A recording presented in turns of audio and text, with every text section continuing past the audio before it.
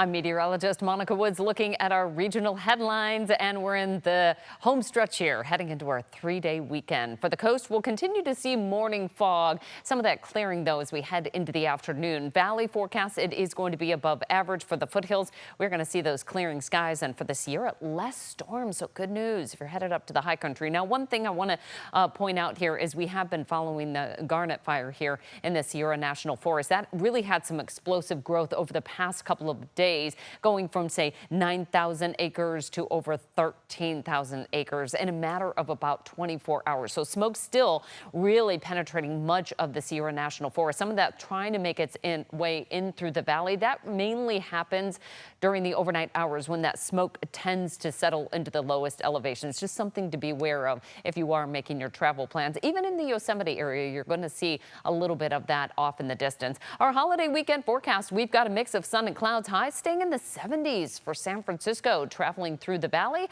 highs are going to be warmer. We're basically going to be in the 90s here. Many of us getting close to 100 for the foothills. We're in the 90s with sunny skies. And again, less storms in the Sierra. Nice to see that. We'll still see some clouds building. Highs will be in the 70s to near 80. So overall, what I'd say a pretty typical Labor Day forecast for us. Looking at our Labor Day climate, though, it could be so much hotter. In Sacramento, we hit our all-time record high back in 2022 at 114.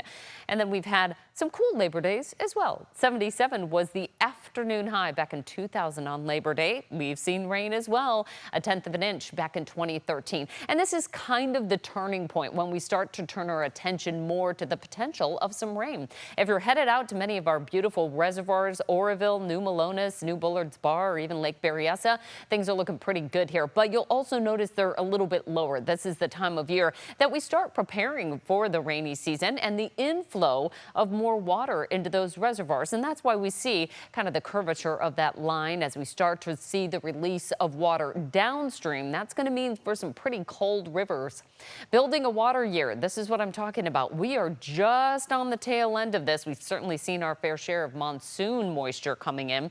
But as we head into September, we're just closing the door on this water year that will end September 30th. I mentioned those river temperatures. Again, they're running in the mid-50s to right around 70. Lake Tahoe water temperature at 70. A little bit of clouds coming in from the coast here as we head into our Friday. Slight chance of those thunderstorms mainly around Yosemite. And then for our Saturday forecast, we'll see morning low cloudiness for the coast and then clearing and just a bit of cloud cover buildup, less in the way of showers and thunderstorms, though. Again, great timing on all of this. Highs in the 70s for Tahoe for our Friday, 80s and 90s down low for the foothills. And as we make our way southward here, just a slight chance of some isolated thunderstorms. I'm not going to put it in as a widespread event here. 80s up top for the mountains, down low. Watch out for that smoke, and highs in the 90s there. That fire burning in Fresno County.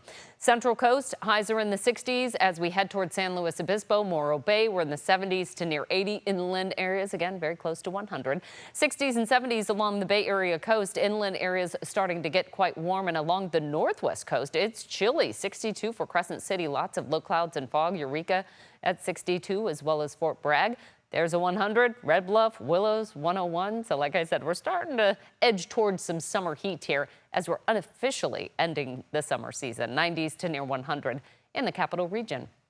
Looking around for the complete three-day weekend, a buildup of cloud cover, but we're still going to pull back on the risk of thunderstorms in the Sierra. Sunny and warm in the foothills, and for the coast, a mix of sun and clouds, and highs stay in the 70s. Our Sacramento three-day forecast, those highs peaking on Saturday, and then we start to see some cooler weather arrive by Labor Day, but only by about a degree or so. And then we're back to that summer heat again, highs near 100 by next Wednesday.